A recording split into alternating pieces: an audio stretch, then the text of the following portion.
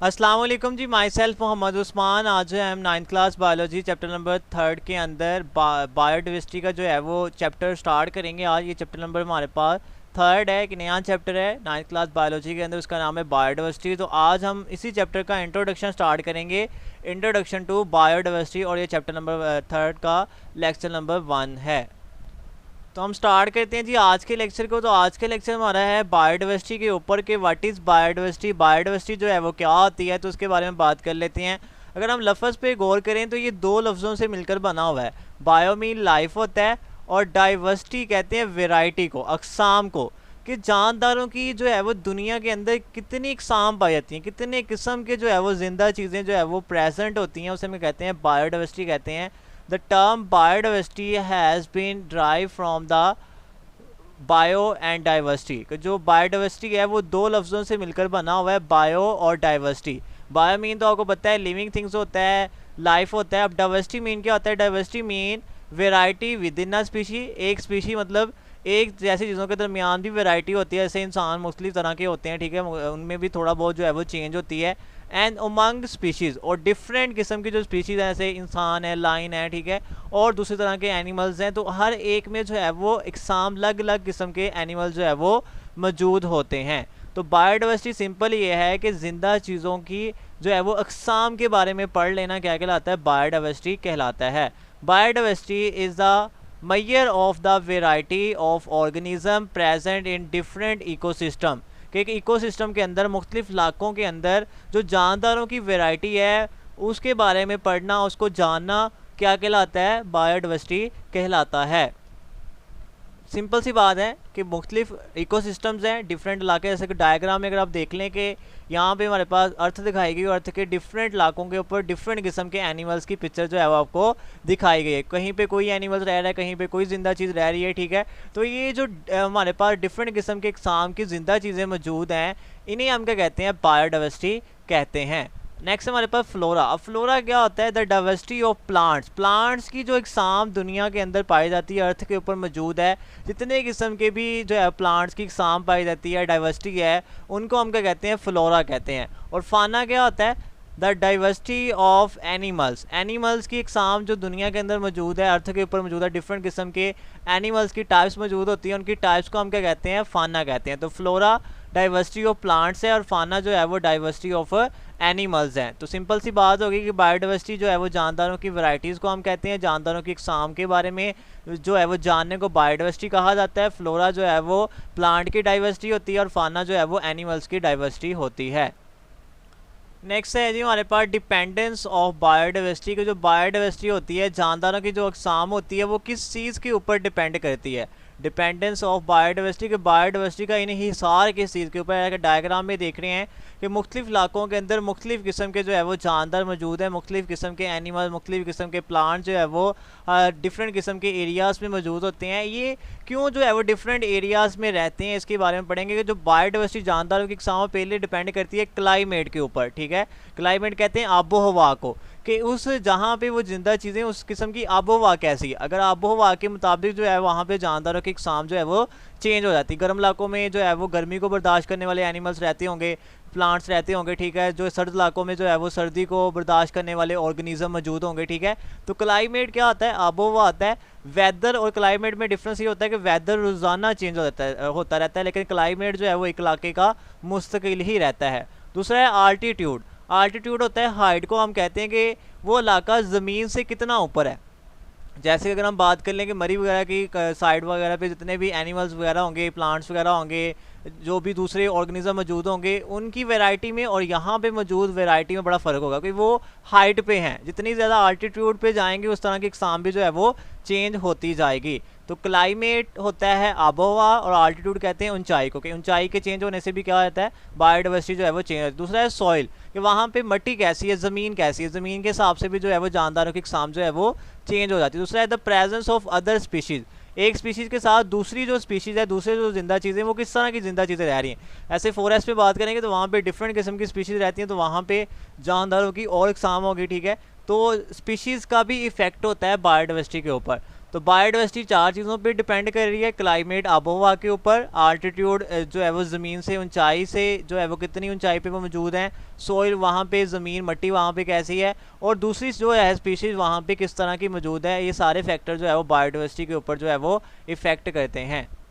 Next है जी हमारे पास distribution of biodiversity की। बायोडाइवर्सिटी जो है वो कहाँ कहाँ फैली हुई है, जानदारों की इकसाम जो है वो कहाँ कहाँ पे मौजूद है। तो दुनिया के हर कॉर्नर के ऊपर, हर इलाके के अंदर बायोडाइवर्सिटी मौजूद है। डिस्ट्रीब्यूशन होता है फैलाव को, ठीक है। तो सबसे पहले अगर हम जो है वो अर्थ का थोड़ा सा स्ट्रक्चर समझ लें तो उसके बारे में बात करते हैं। बिल्कुल सेंटर में जो लाइन अर्थ के गुजरती है उस सेंटर को हम कहते हैं इक्वेटर। अर्थ के सेंटर का नाम क्या होता है, ज़मीन के सेंटर को हम कहते हैं इक्वेटर कहते हैं, ठीक है। तो इक्वेटर के आसपास जो इलाके होते हैं उनको हम कहते हैं ट्रॉपिकल रीजन, मतलब बहुत ही गर्म इलाके वो होते हैं। इस साइड पे भी और इस साइड की जाने भी जो है वो गर्म इलाके होंगे, ठीक है। इतना ये सारे वाला एरिया जो है ये गर्म जो है वो गर्म इलाका है, यहाँ पे बहुत ज़्यादा गर्मी होती है, तो उसे हम कहते हैं ट्रॉपिकल रीजन। अगर थोड़ा सा इससे दूर जाएंगे तो नेक्स्ट आते हैं टेम्परेट। टेम्परेट कहते हैं जहाँ पे ना तो ज़्यादा गर्मी होती है ना ही ज़्यादा सर्दी होती है, ठीक है। दरमियाने किस्म का यहाँ पे जो है वो माहौल जो है वो टेम्परेचर मौजूद होता है, इस तरह भी टेम्परेट है। और ज़मीन के कॉर्नर्स के ऊपर देखेंगे तो उन रीजन्स का नाम, उन इलाकों का नाम क्या होता है, पोलर। अब पोलर ठंडे इलाकों को कहते हैं जहाँ पे बहुत ज़्यादा जो है वो सर्दी पड़ती है। तो हर जगह पे जो है वो जानदारों की इकसाम मौजूद है।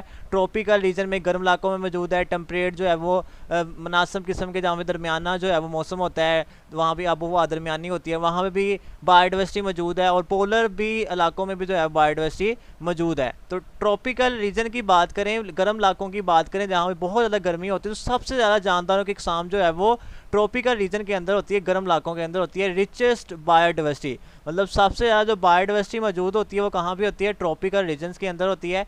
नेक्स्ट देखें तो टेम्परेट रीजन की बात कर लेते हैं। टेम्परेट होता है मतलब मॉडर्न जो है वो दरमियाना, जहाँ पे जो है वो मौसम होगा, टेम्परेचर होगा, ना तो गर्मी होगी ना तो ज़्यादा सर्दी होगी। It also have many species, यहाँ पे बहुत किस्म की जो है वो जानदारों की वेराइटीज़ मौजूद होती हैं। नेक्स्ट है पोलर रीजन, बहुत ठंडे इलाके, फ्यू स्पीशीज़ आर प्रेजेंट। जो पोलर रीजन होते हैं वहाँ पे बहुत कम किस्म के जो है वो जानदारों की वैरायटीज़ मौजूद होती है, क्योंकि सर्दी को बर्दाश्त करना हर जानदार के बस में नहीं होता, ठीक है। तो जो तो बहुत ज़्यादा सर्दी को जो है वो बर्दाश्त कर लेते हैं वही पोलर रीजन में मौजूद होते हैं। तो सबसे ज़्यादा बायोडाइवर्सिटी ट्रॉपिकल रीजन में होती है, उससे कम टेम्परेट में होती है, और सबसे कम जो है वो पोलर रीजन ठंडे इलाकों में मौजूद होती है।